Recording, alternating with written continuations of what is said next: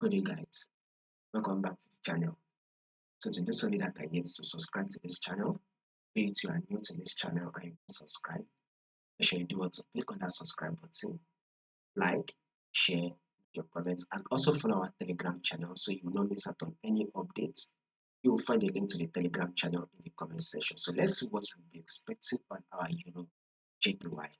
Now let's start with our EURJPY. If you have to zoom it out, you can clearly see that on our EURJPY, we are in an uptrend. Market is giving us what? A series of higher high and an higher low. A series of higher high and an higher low. That's what market is definitely giving us. Now, if you have to zoom it out, right, and then come in a little bit, you will see something like this. High, here comes the higher low. On EURJPY, then here comes the higher high. Markets eventually give us a pullback, which is our higher low. Markets pushed up again, give us an higher high. Here comes the higher low. Markets eventually pushed up again and give us an higher high. Here comes the higher low.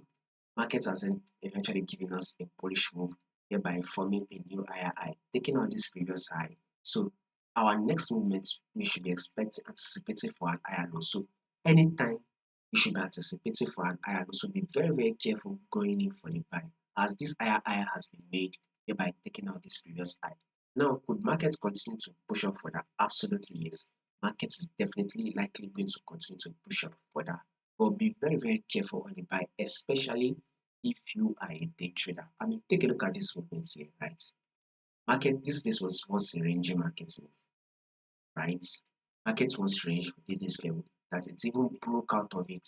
So common sense should tell you that there's a possibility that markets will most likely pull back to retest this level.